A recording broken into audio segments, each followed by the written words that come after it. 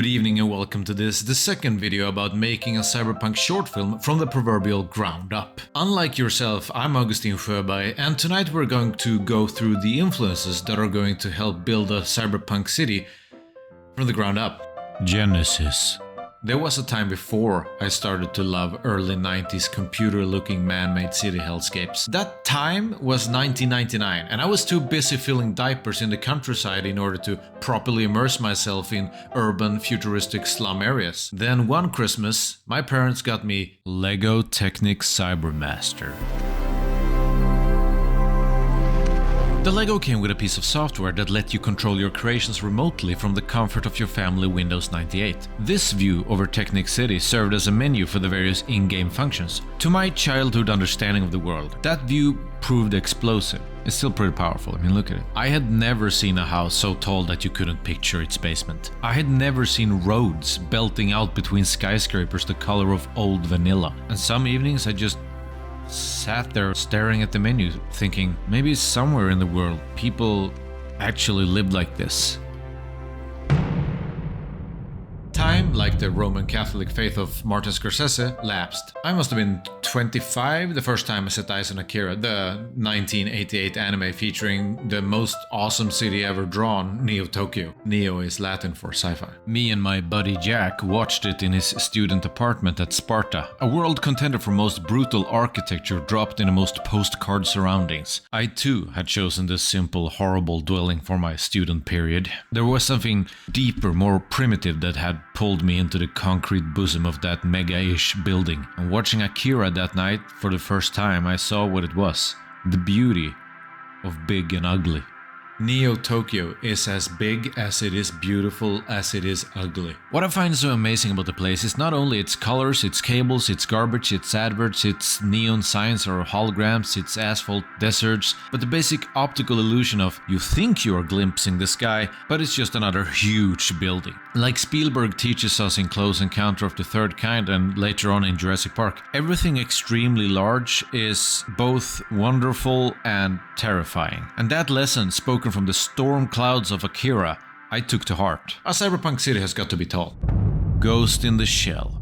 Just a couple of weeks back, in order to understand the genre better, I conducted my first actual piece of research and watched the 1995 adult Japanese animated tech-noir cyberpunk action thriller film Ghost in the Shell. Good adult film, though honestly I don't remember too much of it. I could mention something about its imaginative and fittingly animated use of cybernetic implants in cinematic form, but yeah.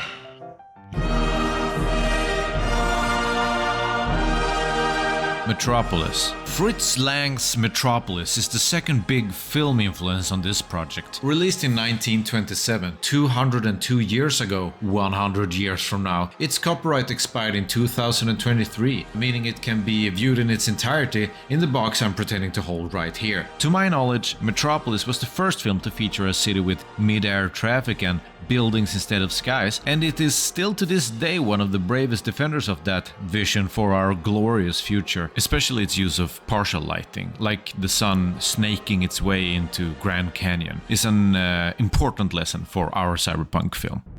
Metropolis.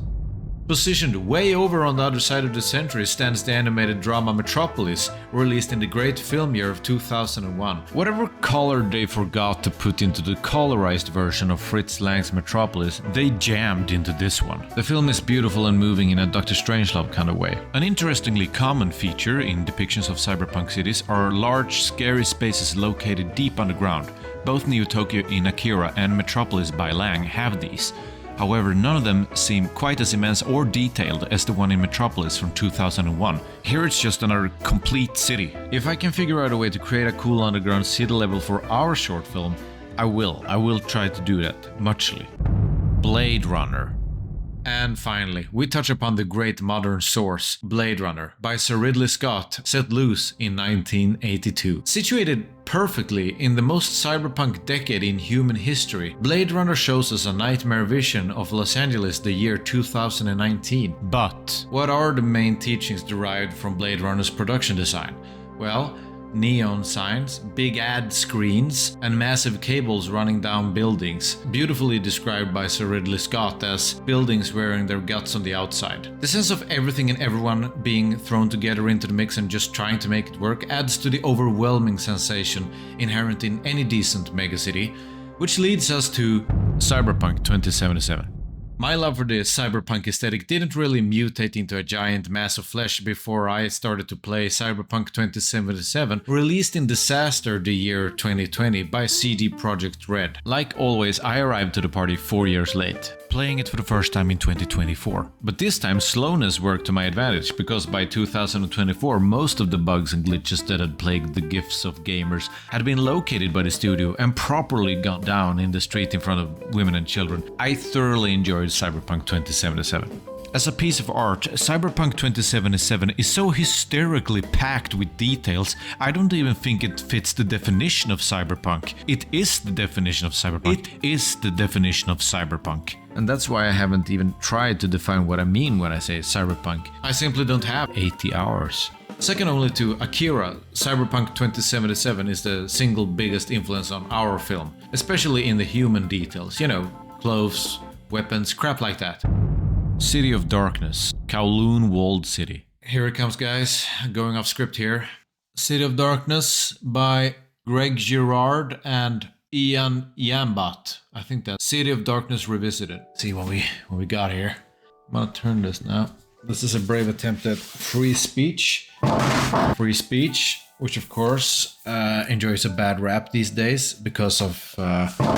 Yeah, look at this. This is a beautiful book. They originally published this book way back, I think it was in the 90s. Hopefully it was in the 90s. Some beautiful gore here. The images are actually great. The text, on the other hand, is equal to or even better than the images. You see, they conducted these interviews with people living in this weird city. Kowloon Walled City was a part of Hong Kong that lasted roughly half the century, I think from 1930s to the 1990s. Buildings were allowed to grow and be built freely without any city interference, meaning that of course you get buildings like these, back alleys like these. As a reference, this is really good. This is the city, and here's the surrounding Hong Kong. There's a guy who spends his day... of course, you wouldn't want to live in this place, but the people who lived there, they had a fair chance living here because the tax situation was out of this world. But I do think that Batman Begins was heavily influenced by this place.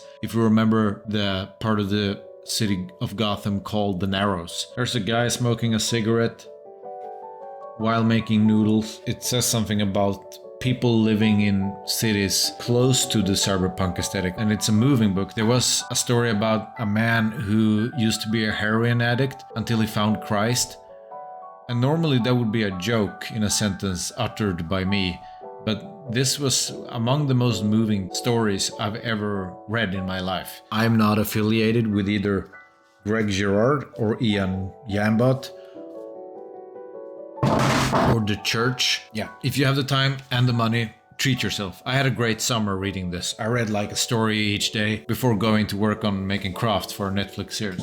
Fucking awful. That's all I have to say about the influences. I hope you found it entertaining or at least mildly annoying. And once again, if you are at all interested in this weird, ambitious project, there's an Indiegogo page that you can donate to, linked in the description. Thank you. Good evening and good night.